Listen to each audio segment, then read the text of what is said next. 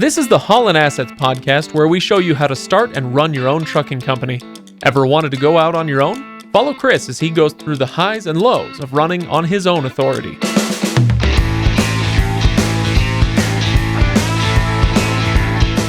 Welcome, everybody. Welcome to the Haulin Assets podcast, episode number 112. I'm your host, Craig Hanks. Over there, he's Chris.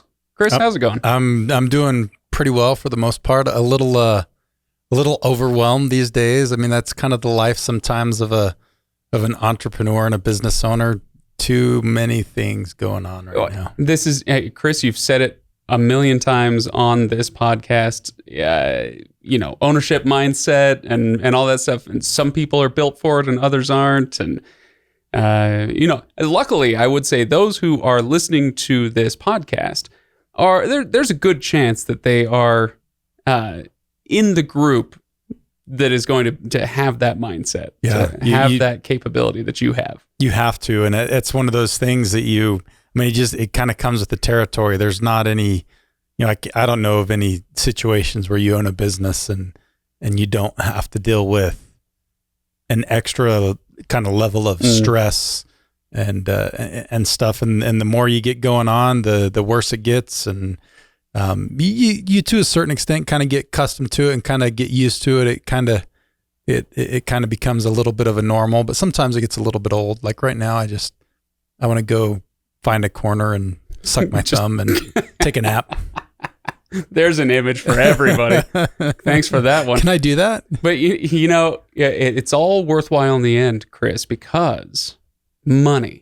And that's what we're going to be talking about today. We are going to be. Look at that. That is a transition right there. You like that? It is worth it. I wouldn't change anything, but sometimes it's kind of interesting because a lot of times you're talking to people that don't own a business, envy the position that I'm in, and sometimes this month I've envied the position other people are in. Yeah, I want to be retired. Can I? Yeah. You know what? Isn't that the goal of the entrepreneur? Just for a couple weeks. Can I retire for a couple weeks like Michael Jordan, then come back out of retirement and start working again? I look forward to seeing you out on the baseball field. All right. We are talking eventually, Chris. Eventually we are going to talk on track. Exactly. We're going to talk about the August 2022 financials. This is our monthly financials episode, and it should be an interesting one. It's proving to be an interesting one. I did peek ahead this month, and so I kind of know what's coming.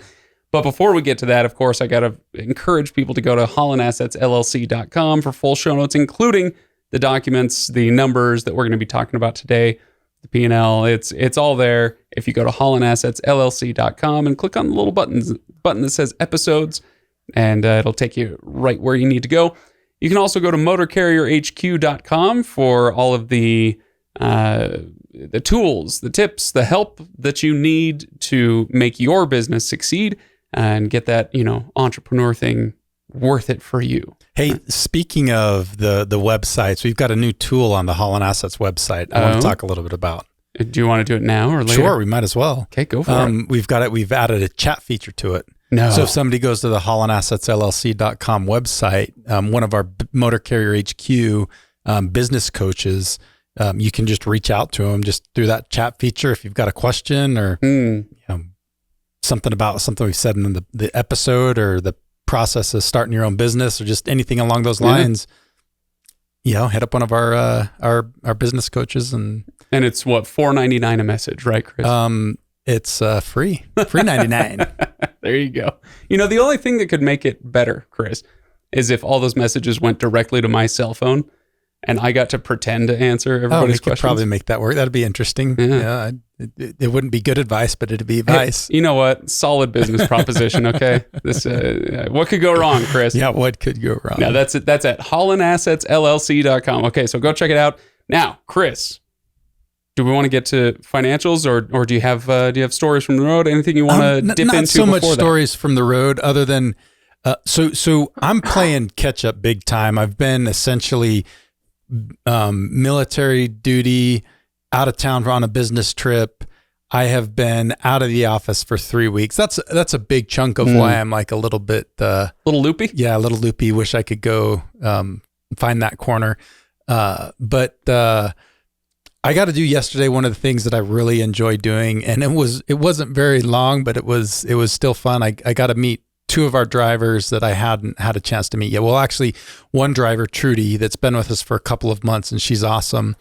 And then her friend Tyler, who is coming on the road here in another few weeks. And no, this isn't Tyler from Motor Care HQ. Tyler's going to think he's out in a truck, but he's going to get some keys. But that's not the case. Patience, Tyler. Patience. Yeah, no, that's never going to happen. Oh, well, okay. This is like me wanting to drive a truck. It's like you wanting to try to drive a truck. Yeah, it's not a good idea. I see how it is. So anyway, I gotta go meet Trudy and Tyler and get to know them a little bit. And it was a lot of fun. Our drivers are such a key piece of our business. And when you've got some good ones, they're a pleasure to work with, and they are a big part of the team, and it's fun to meet them. The team's grown a lot. It has, right? Yeah. And now you've been talking about the possibility of office help at some point. A company gets big enough, and somebody's got to be kind of on the back end helping out. Where are you at in that process? We are on the cusp of having another, like an office person to help us out. We're not quite there yet, but probably within the next truck or 2, I think we'll be to that point. And so that's another part of the, just everything that's piling on is, we're not to the point yet where we can really have another helper, but we really kind of need another helper. And so that's just more and more work on, Nate specifically, and some of the overflow comes onto me. And it's just, there's a lot going on right now. And that's kind of the ebbs and flows of a business, as it's growing, as the economy's changing, as things are happening. Sometimes you just get in these periods where there's a lot going on, and sometimes it can see overwhelming. And so that's where it's good to have a good team, or, a spouse that you can talk to, or somebody that you can kind of just find a way to decompress and not, run around with everything all bottled up all the time. Yeah. And I heard one person give the analogy that a business is a bit like a car, that you have to upshift at some point, but you got to wait until the right time. Yeah. And so your RPMs are we're pushing not quite there, but you're not close. Quite there, yeah. and it's stressful on the business. It's stressful on everybody there. But once you get to a certain point, you can shift up, and things start feeling a lot smoother. That's a good analogy. Until you need to get to the next gear, right? Anyway, so there you go. I'm looking forward to hearing more about that as that moves forward. We'll be talking about it, I'm sure, in the months that come. Yeah. All right. Well, Chris, let's get into some August financials now. To set the table a little bit, for those who listen every month to these financials, they'll be familiar already, but maybe just a refresher is in order. The last few months have been tough, very tough. Okay, so as the pandemic years, 2020, 2021, they were actually surprisingly okay for Haulin assets, but then the war in Ukraine hit, the energy crisis, the supply. What am I trying to say? Supply lines. Yeah. What am I, military now? Supply chain. Supply chain is the word I'm looking for. Logistics world. Yeah. It's just been really tough in 2022. And so this summer was the hardest that I've seen so far, or that I can remember for Haulin assets. But this month kind of feels like maybe a corner is being turned. Crossing our fingers. Yeah. Knocking on all the wood. Yep. Everything, all that stuff. It's this month. Profitability, it was the best that it's been in a little while, which is really good, because we it's good to have a win. I don't think we're out of the woods just yet, but I think we're probably more on that kind of finding some even ground. We may have another little dip, another little increase, another little dip, another little increase, but I don't think we're gonna. Things are feeling like they're moving in the right direction. We'll put it that way. Yeah. Oh, that's good. Okay. Well, we'll get to the actual number in just a moment, profitability wise. But let's start back at the beginning. We always go over the total miles run and the Deadhead miles. So total miles run in August with how many trucks? 8. 8 trucks. Yep. Running the whole month? Ish. Okay. Yeah. Ish. We've had a few little issues, but for the most part, they've been running for the full month. We had 67,773 total miles. So that's not for 8 trucks. You'd probably expect something closer to 80 to 90,000. But we've had some drivers that have had some health issues and just kind of a handful of other things that have kind of plus I can't remember the timing because we're recording. I think this is the latest in a month we've ever recorded a financial episode. We're almost at the end of September. Not quite. We have we done one later? We did one on the, I don't remember what month it was, but we recorded on the 29th, released on the 30th. Yeah. So pretty anyway, close. Pretty close. We're near the end of September. So trying to go through the timing in my head of when we added truck number 8. I can't remember. It was sometime around August, but I can't remember exactly when. So I don't think we had truck 8 running the full month of August. But still, even if it were 7 trucks, that's 67 would be low. Yeah. So it's a little bit on the lower side for 8 trucks. Yeah. Okay. So, but Deadhead miles, what did we come in at there? 3,095, which is 4.6%. Yeah, that's pretty good. That's actually really good. Yeah. Anytime you get under 5% Deadhead miles, I think that's really good. And part of that, I think a big chunk of that is August was the first month where we had a full month, not a full month at full steam, but a full month where we were doing loads for our new direct shipper relationship. Right. I remember you talking about that last month. Yeah. So I think that's a big part of it because whenever we pick up loads from them, the Deadhead mileage is like almost zero. Because they're pretty close. They're really close. Yeah, that's excellent. Yeah, it's nice. Boy, if you can get it, right? Good work if you can get it. Not just a direct shipper, but a direct shipper next door. That's close. Yeah, that's good. Absolutely. Yep. Okay, cool. So that's the total miles, the Deadhead miles, which brought in total revenue of $170,655.41. And 41 cents.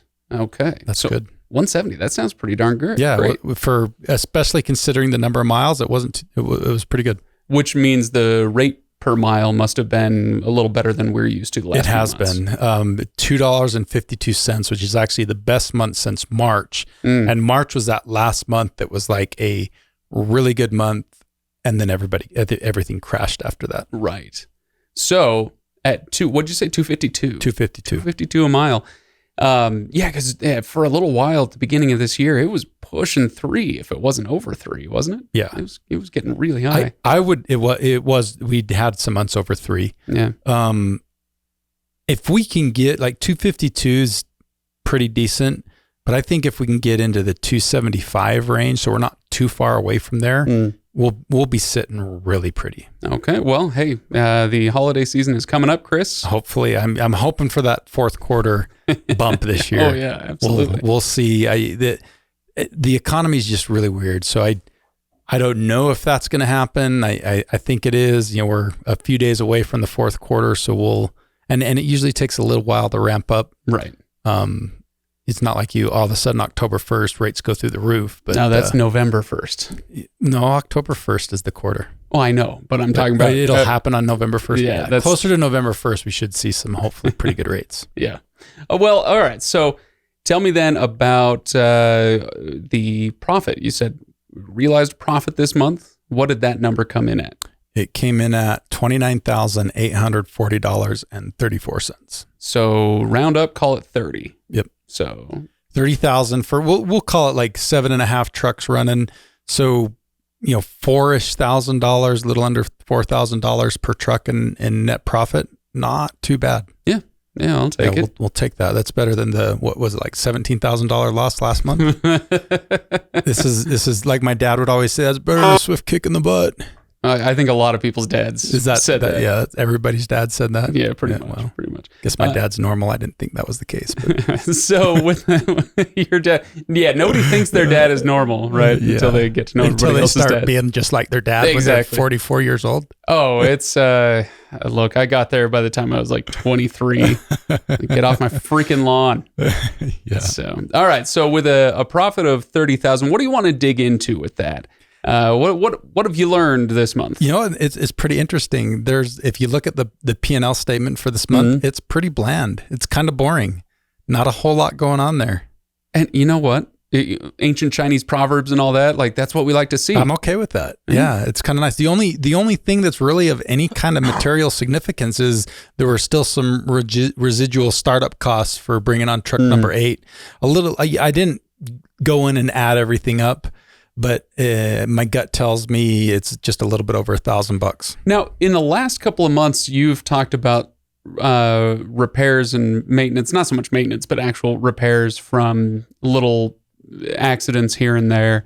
But there was one in particular that I remember, and I seem to recall, Chris, maybe I've gone completely crazy, but wasn't there some of that cost that was getting spread over a few months, or was that all up front? No, there's still a little bit more I think we're going to have next month. I'm hoping, next September. Yeah.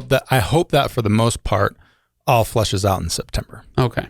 So, but a little bit there. Anyway, just so if anybody goes and looks at that P&L statement, then they'll see those repair costs. So August, there wasn't anything really from it. If there was, I didn't go in and look at the detail on the repair expenses for this month. It was $3,000 something bucks. I can't remember exactly what it was, but I don't think any of that was in there. Maybe a little bit. If there was, it was. Yeah. Wasn't a huge number. Let me ask you a question about startup costs for these trucks. When you bought truck number 1, you started the company and you were so excited and you paid X amount of dollars to get going. Now you're on truck number 8 and you're going to get truck number 10 on the road, not in the not too distant future.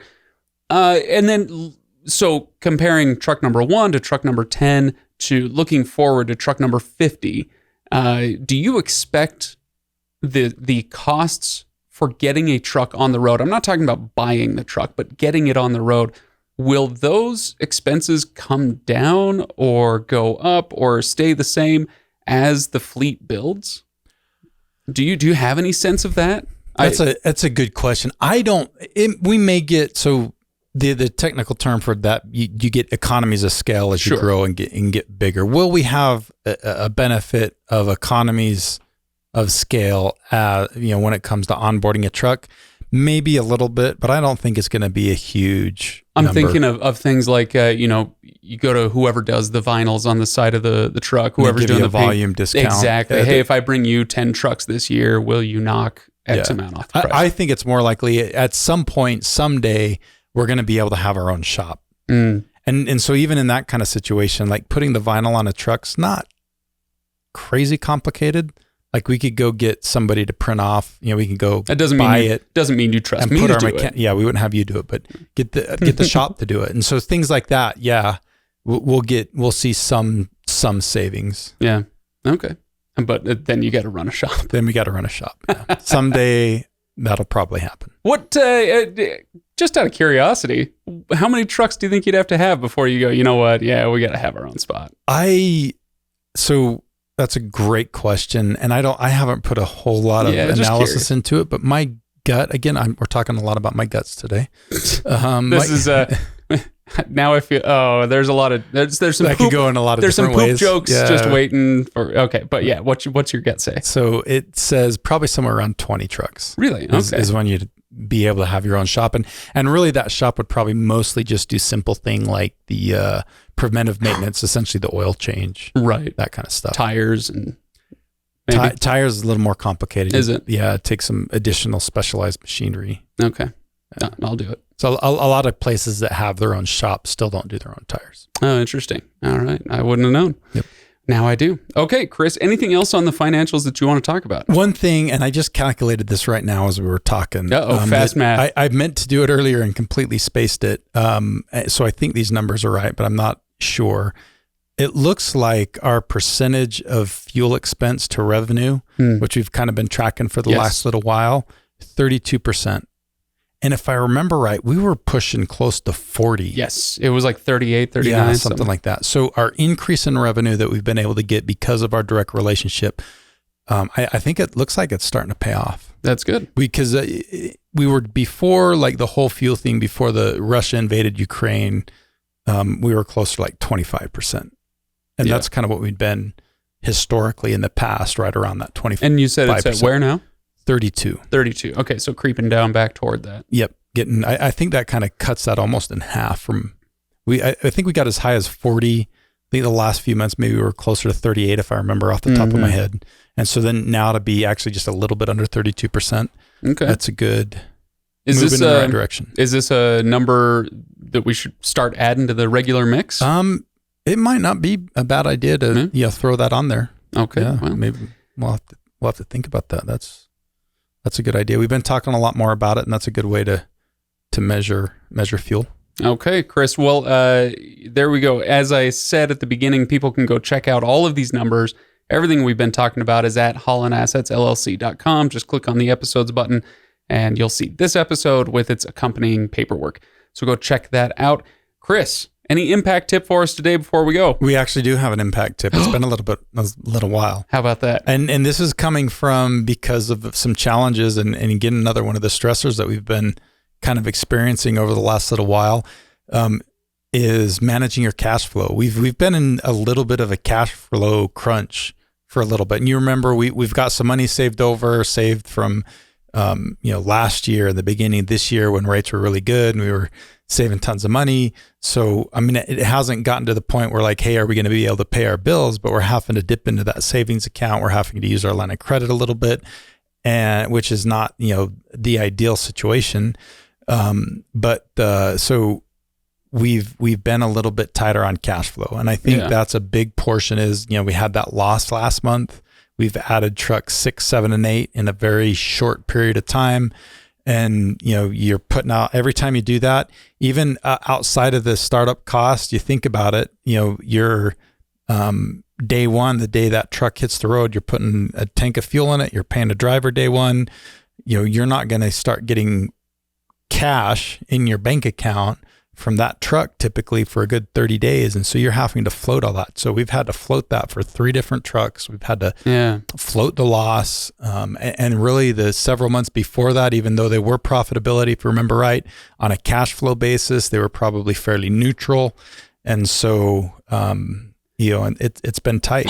So, you always have to monitor your cash flow, and cash flow is different than profitability. I was just going to ask you. We throw these terms around a lot, and I mean, you've already hit on your all-time favorite subject, which is save money, right? Yep. We've danced around this a little bit. It is a good idea to save money because of those months when you're going to need to float that cash, right? Yep. But then the follow-up question for me was, okay, it sounds like it's the same thing as being profitable, but you're saying it's not. How, and I know we've talked about this way back in, episode 10 or something like that. But what is the difference definitionally between profitability and cash flow? So profitability is how much money your company is making, and cash flow is how much cash it's bringing in. So you can have months where, on paper you're making money, but you've got a lot of cash flow going out the door. So like for instance, anytime you add a new truck, that's a negative cash flow. It's a negative cash flow. So you don't have, so there's 2 different types of accounting. There's accrual-based accounting and a cash-based accounting.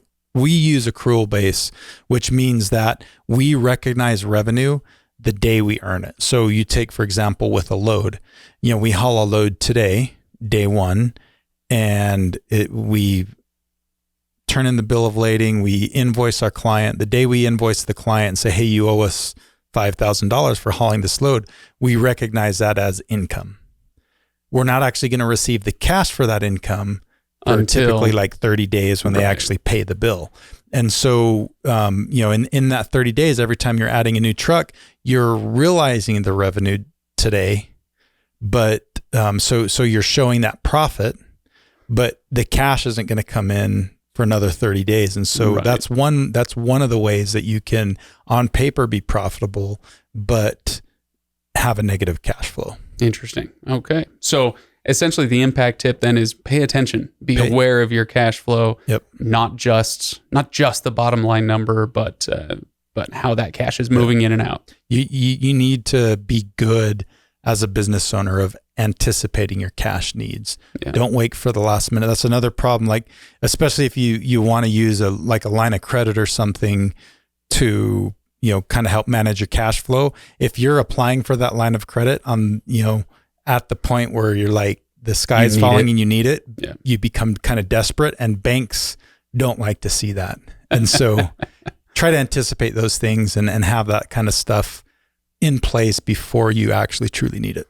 Duly noted. All right, Chris, thanks for the impact tip, and thanks for the more positive numbers. Yeah. And I mean that in more ways than just one.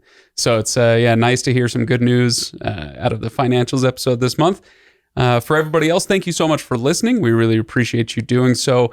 I want to ask people not just to go to the sites and do all that stuff, and not just to leave a review, but also if you enjoy what we do, please spread the word. It's the only way that we really have to grow. We don't spend thousands of dollars on advertising unless you count, the side of the truck, maybe. And so if you enjoy this, if it's fun, if it's helpful, if it's entertaining, any or all of those things, then please consider just sharing it on online forums that you visit, or let a buddy know the next time you see him at the truck stop or whatever. I don't know. Just spread the word. All right. Yeah. So, Chris, thanks for coming in. I will see you next time. I'll see you then. Thanks, Craig.